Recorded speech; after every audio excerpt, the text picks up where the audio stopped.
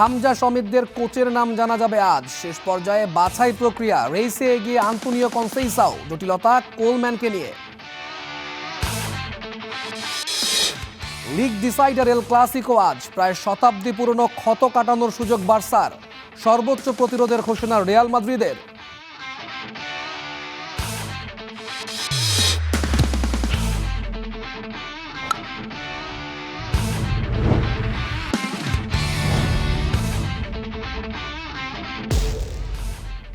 প্রতিটা ম্যাচ, প্রতিটা মুহূর্ত, জয়ের উল্লাস আর হারের নীরবতা। মাঠের খেলা, টেবিলের খেলা, আবেগ, অ্যাকশন আর বিশ্লেষণ। খেলা যেমন, খবর তেমন, গরমাগরম। Welcome to star play. সঙ্গে আছি আমি তৌহিদুল ইসলাম। শুনছিলেন শিরোনাম, এবারে বিস্তারিত। আসন্ন টি-20 নারী বিশ্বকাপের জন্য 15 সদস্যের দল ঘোষণা করেছে বিসিবি। দলের নেতৃত্বে থাকছেন নিগার সুলতানা জ্যোতি, আর সহ অধিনায়কের দায়িত্ব পালন করবেন নাহিদা আক্তার। সবশেষ শ্রীলঙ্কা সিরিজের স্কোয়াড থেকে বাদ পড়েছেন শারমিন সুলতানা। তার জায়গায় সুযোগ পেয়েছেন তরুণ ক্রিকেটার তাজ নাহার। আগামী 12 মে বিশ্বকাপের প্রস্তুতি ক্যাম্প শুরু করবে বাংলাদেশের মেয়েরা। এরপর 25 মে স্কটল্যান্ডের এনডিবরার উদ্দেশ্যে দেশ ছাড়বে জ্যোতি মারুফারা। সেখানে স্বাগতিক স্কটল্যান্ড ও নেদারল্যান্ডসকে নিয়ে অনুষ্ঠিত ত্রিদেশীয় সিরিজে অংশ নেবে টাইগ্রেসরা।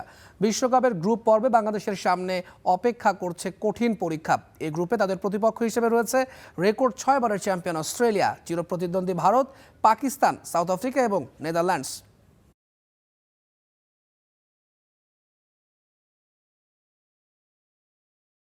এবারে ফুটবল।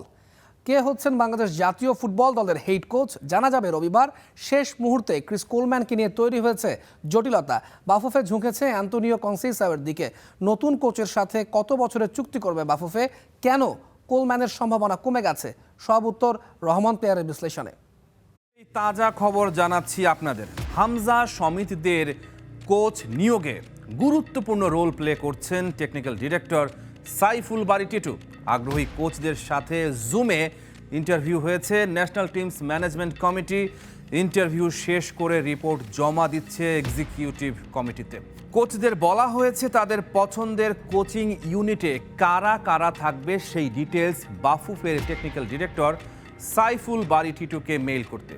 টিটু কোচ এবং তার কোচিং স্টাফের সদস্যদের বিস্তারিত দেখে জানাবেন বাফুফের সভাপতি তাবিথ আউয়ালকে। 10 মে রবিবার জানিয়ে দেয়া হবে হেড কোচের নাম। আলোচনায় থাকা ক্রিস কোলম্যানকে নিয়ে জটিলতা তৈরি হয়েছে।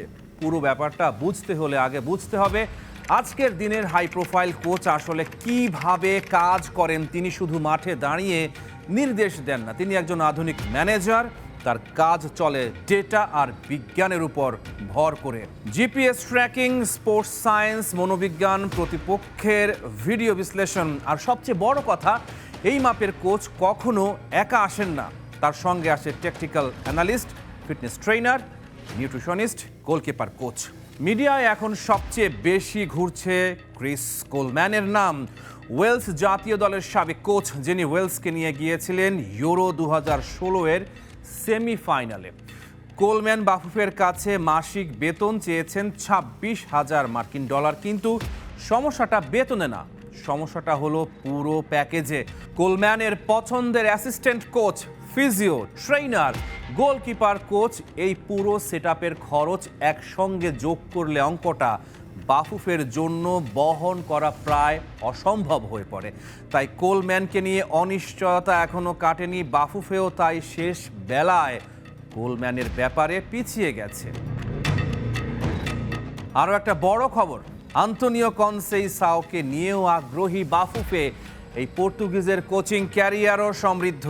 ক্যামেরুন জাতীয় দলের হেড কোচ হিসেবে চমক দেখিয়েছেন কনসেইসাও। 2019 থেকে 2022 সাল পর্যন্ত ক্যামেরুনের দায়িত্বে ছিলেন। তার অধীনে লায়নরা মোট 24 ম্যাচ খেলেছে।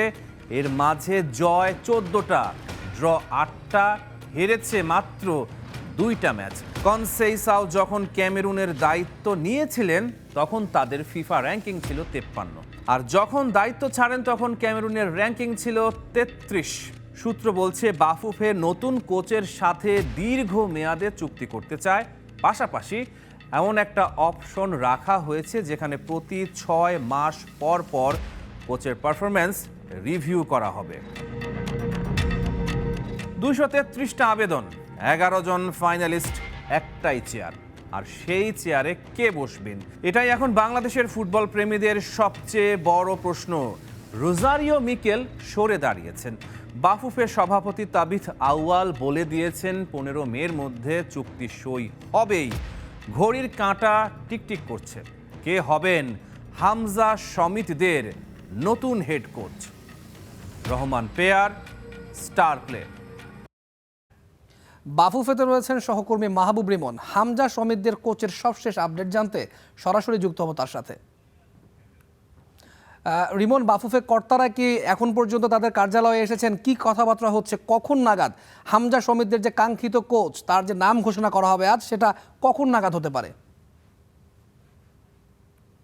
আমরা যখন এই লাইভটার জন্য রেডি হচ্ছিলাম, মিনিট 10 আগে বাফুফের যিনি সহসভাপতি ফাহাদ করিম, তিনি কিন্তু কার্যালয়ে কিছুক্ষণ আগে প্রবেশ করেছেন। এবং যেটা আসলে রিপোর্টও দেখছিলাম যে 233 থেকে ওরা 11 জন, অর্থাৎ শর্ট লিস্টে 11 জন, এবং সেই 11 জন থেকেই কিন্তু নির্ধারিত হবে বাংলাদেশের দায়িত্বটা অন্তত 2 বছরের জন্য পাচ্ছেন কে, এবং হাভিয়ার কাবরেরার পরবর্তী উত্তরসূরি কে হচ্ছেন। সবুজ রয়েছেন সহকর্মী এবং দীর্ঘ একটা সময় যিনি কিনা দর্শকদেরও আসলে ফুটবলের খোঁজখবর দিচ্ছিলেন আসলে, এবং বাফুফের যে উৎসবের কথা বলছিলেন, আজই হয়তো সে নামটা জানা যাবে। নিশ্চয়ই সবুজের কাছে জানতে চাইবো। সবুজ, ধন্যবাদ আপনাকে। আপডেট কি আছে আসলে? আজ কি আসলেই জানা যাবে কে হচ্ছেন বাংলাদেশ দলের কোচ? রিমন, তাবিদ আউয়াল বাফুফের সভাপতি, তিনি আসলে যেরকমটা জানিয়েছিলেন যে 10 তারিখে চূড়ান্ত করা হবে কোচের নাম। তিনি এরকমটা জানাননি যে 10 তারিখেই জানানো হবে, এটা আসলে তিনি যেহেতু বলেনি। তবে যেহেতু বলেছেন যে 10 তারিখে চূড়ান্ত করা হবে, এই আশাতে আমরা গণমাধ্যম কর্মীরাও যেমন আছি, বাংলাদেশের পুরো ফুটবল ফ্যানরাও কিন্তু এই অপেক্ষাটাতে আছে, যেহেতু আজকেই সেই 10 তারিখ রবিবার। বাফুফের সভাপতি রবিবারের কথাটা বিশেষভাবে উল্লেখ করে বলেছেন, সুপার সানডে। সেই সুপার সানডেতেই সুপার হিরো কাউকে হয়তো বা বাংলাদেশের ফুটবলে পাওয়া যাচ্ছে, সেটার অপেক্ষাতেই। তবে কবে কখন আসলে এই ঘোষণাটা আসতে পারে সেটাও আমরা জানি না। আমরা যতটুকু জেনেছি যে গতকাল আসলে ক্রিস কোলম্যান সহ বেশ কয়েকজনের সাথে তো গেল 3-4 দিন ধরে তাদের সাথে যোগাযোগ করা হচ্ছে, সেই নামটা হয়তো আজকে ঘোষণা হতে পারে। তবে 15 তারিখেই চুক্তি সম্পূর্ণ হবে, 15 তারিখের মধ্যে, এতটুকু অন্তত নিশ্চিত। বলছিলেন ফাইনাল ডেডলাইন। ফাহাদ করিমকে আসলে জিজ্ঞাসা করছিলাম যে আজ কি ঘোষণা হবে কিনা, আজ চূড়ান্ত হবে কিনা। তিনি বলছেন চূড়ান্ত যদি হয়ে যায় আজই ঘোষণা হবে। আপনি ক্রিস কোলম্যানের কথা বলছিলেন, কিছুটা হয়তো একটা জটিলতা হচ্ছে ক্রিস কোলম্যানকে নিয়ে, নিশ্চয়ই দর্শকদেরও বলবেন আসলে জটিলতাটা ঠিক কোথায়? ক্রিস কোলম্যানকে নিয়ে আসলে যেটা জটিলতা, আধুনিক যে ফুটবলের, আসলে আধুনিক ফুটবলে কিন্তু কোচ হিসেবে কিন্তু চলে না। কোচটা কিন্তু আসলে একটা দলের ম্যানেজারের ভূমিকা পালন করতে চায়। সেই হিসাবটা যদি করা হয়, কোচরা শুধু নিজের দায়িত্ব নিয়ে আসে না, তারা তাদের যে পুরো কোচিং স্টাফ, সেই কোচিং স্টাফকে নিয়েই কিন্তু আসতে চায়। ক্রিস কোলম্যান তিনি তার পুরো কোচিং স্টাফকে নিয়েই বাংলাদেশে আসতে চাচ্ছেন। এখানেই একটা সমস্যা বেঁধে যাচ্ছে, বাফুফে তার পুরো কোচিং স্টাফের স্যালারি দেওয়ার মতো আসলে সামর্থ্য রাখে কিনা, এখানে আসলে একটা জটিলতা তৈরি হয়েছে। এটার কারণেই আসলে এখন ক্রিস কোলম্যানকে নিয়ে কিছুটা অনিশ্চয়তা। কিন্তু সেদিন তো আসলে যুব ক্রীড়া প্রতিমন্ত্রী আমিনুল হক, তিনিও বাংলাদেশ জাতীয় দলের সাবেক অধিনায়ক ছিলেন, তিনি বলেছিলেন তো প্রয়োজনে বাংলাদেশ ফুটবল ফেডারেশনকে মন্ত্রণালয় পর্যন্ত সাহায্য করবে। এবং সমস্যাটা কি আসলে এটা নিয়ে যে আমরা যদি ধরি যে ক্রিস কোলম্যানের জন্য $30,000 বাজেট রয়েছে বাফুফের, কিন্তু তার পুরো কোচিং স্টাফ সহ কিন্তু সেই সংখ্যাটা অনেক বেশি হয়ে যাবে। যেহেতু মন্ত্রণালয় বা সরকার সহযোগিতা করছে, তাহলে তো আসলে অর্থটা একটা বড় ফ্যাক্টর হওয়ার কথা নয়। নিঃসন্দেহে যদি এটা আসলে বাফুফের সভাপতি তাবিদ আউয়াল তিনি নিজেও বলেছেন যে দরকার হয় সরকারের দ্বারস্থ হবেন, দরকার হয় তিনি স্পন্সর প্রতিষ্ঠানগুলোর সাথে কথা বলবেন যে ভালো কোনো কোচ নিয়ে আসার জন্য। বাফুফে কিন্তু তাদের জায়গা থেকে সর্বোচ্চ চেষ্টাটাই করে যাচ্ছে। কিন্তু এখানে আসলে ক্রিস কোলম্যানেরই তিনি যদি তার কোচিং স্টাফকে নিয়ে আসতে চান, নিঃসন্দেহে তারাও কিন্তু বড় বড় কোনো নামই হবেন। বোঝাই যাচ্ছে যে তিনি যদি 3-4 জনকে নিয়ে আসেন, তাদের স্যালারি যদি হিসাব করা হয়, অর্থাৎ ক্রিস কোলম্যানের দ্বিগুণ কিন্তু হয়ে যাবে, অর্থাৎ তার জন্য যে বাজেটটা রাখা হয়েছে। এখন এই বাজেট যদি একটা শুধু কোচের পেছনেই ব্যয় করতে হয়, পুরো তো আরও অনেক কিছু থাকে, সব কিছু মিলিয়ে আসলে এটা বাফুফের এটা তাকে দেবে কিনা। আর তাছাড়াও কিন্তু বাফুফের হাতে কিন্তু আরও বেশ কিছু অপশন রয়েছে, কারণ আপনি যদি ব্যান স্টোকের কথা চিন্তা করেন, তিনিও কিন্তু আসলে কোনো অংশে কম যান না, যথেষ্ট হাই প্রোফাইল। তিনি একদিক দিয়ে বলতে গেলে সাফল্যের ব্যাপারটা হয়তো ক্রিস কোলম্যানের অনেক বেশি, তবে ব্যান স্টোকের অভিজ্ঞতাটা কিন্তু অনেক বেশি। তিনি হাঙ্গেরিকে ওয়েলসে ক্রিস কোলম্যান ওয়েলসে কিন্তু অনেক বড় বড় হাই প্রোফাইল প্লেয়ার পেয়েছেন, তিনি গ্যারেথ বেলদের কাজে লাগাতে পেরেছিলেন। কিন্তু হাঙ্গেরিকে যখন ব্যান স্ট্রক আসলে ইউরোতে কোয়ালিফাই করলো, তখন কিন্তু আন্ডারডগ হিসেবে উঠেছিল, অর্থাৎ তাদের খুব বেশি নাম ডাক বা হইচই ছিল না। এবং এই দলটা কিন্তু ইউরোতে গ্রুপ পর্বে ক্রিস্টিয়ানো রোনালদো 3-3 গোলে পর্তুগালকে 3-3 গোলে যদি ড্র ভুল না করে করি, দিয়েছিল 3-3 গোলে। এবং এরপরে কিন্তু গ্রুপ চ্যাম্পিয়ন হলে তারা কোয়ার্টার ফাইনালে উঠেছিল, অর্থাৎ বোঝাই যাচ্ছে যে ব্যার্ন স্টর্ক তিনি কিন্তু জার্মান একজন। এবং আরেকটা ব্যাপার যেটা আছে সেটা হচ্ছে যে অন্তত তার এশিয়ায় একটা কিন্তু কোচিং করানোর একটা অভিজ্ঞতা আছে, যেটা বাফুফে বারবার বলেছে অন্তত এশিয়ার যে আবহাওয়া বা এশিয়ার যে কৃষ্টি কালচার সেটার সাথে অন্তত কিছুটা হলেও যেন পরিচিত থাকে। সবুজ, ছোট্ট করে একটু আপনার কাছে যদি জানতে চাই, বাংলাদেশ শেষ পর্যন্ত দৌড়ে কোন একজনের যদি নাম এগিয়ে রাখতে চাই, কে বেশি এগিয়ে রয়েছে? আসলে এখানে সরাসরি বলার তো আসলে সুযোগ নেই। রোজারিও মিকেলের নাম ছিল, তিনি তো হাত থেকে ফসকে গেছেন। ক্রিস কোলম্যানের যদি ক্রিস কোলম্যানকে আসলে এই বেতনে নিয়ে আসতে পারে বাফুফে, নিঃসন্দেহে এটা বাংলাদেশের জন্য ভালো হবে।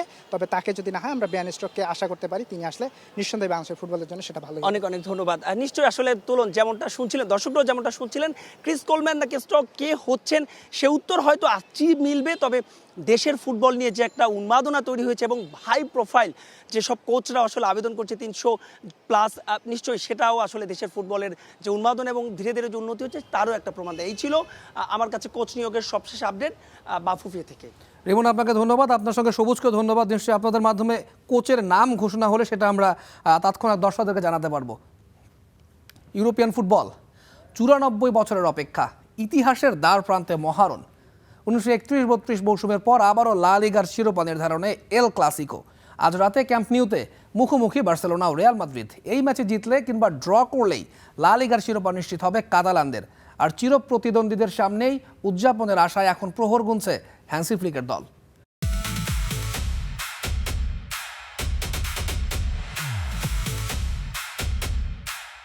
বুকের ভেতর জিয়ে রাখা একটা প্রতিশোধের আগুন, গৌরব আর অপমানের যুদ্ধ।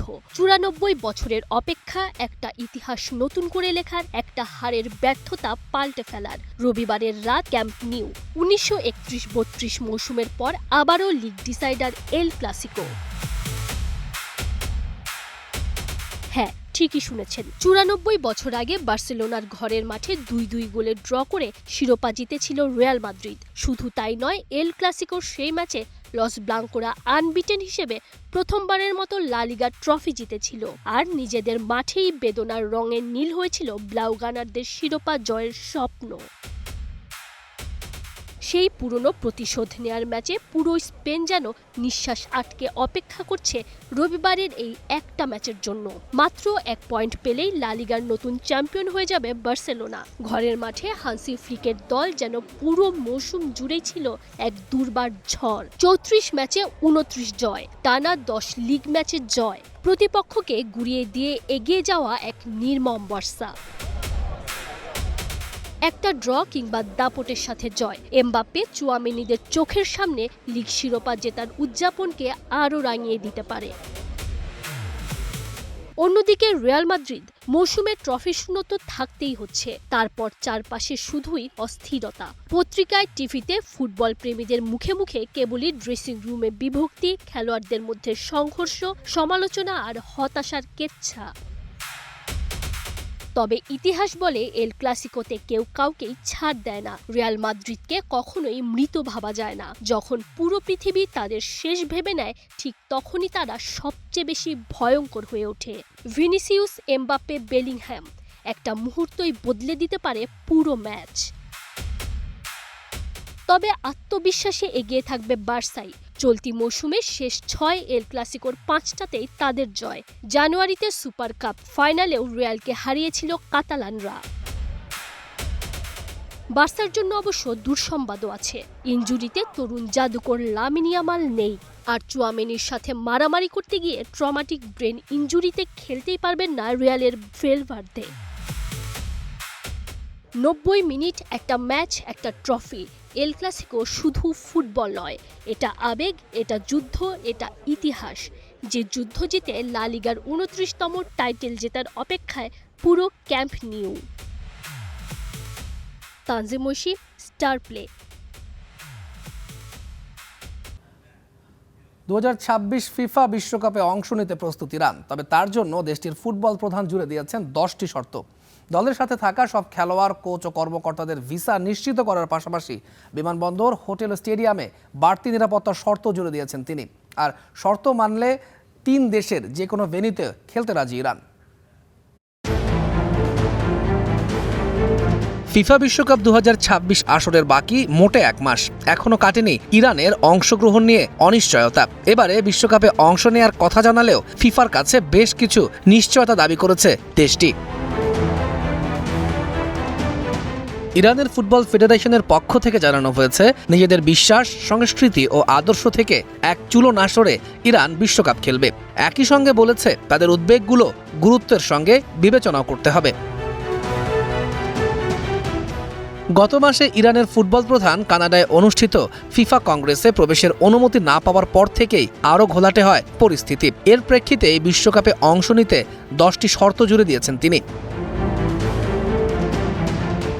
যার মধ্যে প্রধান শর্ত দলের সাথে থাকা সব খেলোয়াড়, কোচ ও কর্মকর্তাদের ভিসা নিশ্চিত করতে হবে। এর মধ্যে এমন ব্যক্তিও রয়েছেন যারা আইআরজিসির সামরিক দায়িত্বও পালন করেছেন। এছাড়াও ইরান জাতীয় দলকে যথাযথ সম্মান দেখানোর নিশ্চয়তা চাওয়া হয়েছে। বিশেষ করে ইরানের জাতীয় পতাকা ও জাতীয় সঙ্গীতের প্রতি সম্মান প্রদর্শনের পাশাপাশি বিমানবন্দর, হোটেল ও স্টেডিয়ামে বাড়তি নিরাপত্তা নিশ্চিত করার দাবি জানিয়েছে তারা। মূলত কানাডা ও যুক্তরাষ্ট্র আইআরজিসিকে সন্ত্রাসী সংগঠন হিসেবে তালিকাভুক্ত করেছে, আর মেহেদি তাজের ওই বাহিনীর সঙ্গে সম্পর্ক থাকার অভিযোগেই তাকে কানাডায় প্রবেশে বাধা দেওয়ার অন্যতম কারণ হিসেবে উল্লেখ করা হয়। ইরানের কিছু দাবি বাস্তবায়নে ফিফার ভূমিকা রাখা সম্ভব হলেও কিছু বিষয় তাদের নিয়ন্ত্রণের বাইরে। মূলত টুর্নামেন্টের লজিস্টিক, আনুষ্ঠানিক প্রোটোকল এবং অংশগ্রহণকারী দলগুলোর সঙ্গে আচরণ তদারকি করতে পারে ফিফা। তবে ভিসা, সীমান্ত নিয়ন্ত্রণ ও নিরাপত্তা যাচাইয়ের মতো বিষয়ে শেষ পর্যন্ত যুক্তরাষ্ট্র সরকারের দিকেই তাকিয়ে থাকতে হবে ইনফান্তিনোকে। যুক্তরাষ্ট্রের পররাষ্ট্রমন্ত্রী মার্কো রুবিও ইতোমধ্যেই জানিয়েছেন, ইরানি ফুটবলারদের বিশ্বকাপে স্বাগত জানানো হবে, তবে আইআরজিসির সঙ্গে সংশ্লিষ্ট ব্যক্তিদের যুক্তরাষ্ট্রের প্রবেশে থাকতে পারে বিধিনিষেধ। সব মিলিয়ে এখন কঠিন এক পরিস্থিতির সামনে দাঁড়িয়ে ফিফা। একদিকে সব যোগ্যতাপ্রাপ্ত দলকে বিশ্বকাপে অংশ নেওয়ার সুযোগ নিশ্চিত করা, অন্যদিকে তেহরান ও ওয়াশিংটনের রাজনৈতিক বাস্তবতা সামাল দেওয়া। অবশ্য এত সব উত্তেজনার মধ্যে এখন পর্যন্ত ইরান বিশ্বকাপ থেকে সরে দাঁড়ানোর কোনো ইঙ্গিত দেয়নি, বরং সাম্প্রতিক পরিস্থিতি বলছে ইতিহাসের সবচেয়ে বড় বিশ্বকাপে ইরানের অংশগ্রহণের শর্ত নিয়ে ফিফা, তেহরান ও যুক্তরাষ্ট্র কর্তৃপক্ষের মধ্যে আরও জটিল আলোচনা অপেক্ষা করছে। তৌহিদুল ইসলাম, স্টার প্লে। আজকে খেলাও থামবে না, খবরও না, স্টার প্লের সঙ্গেই থাকুন।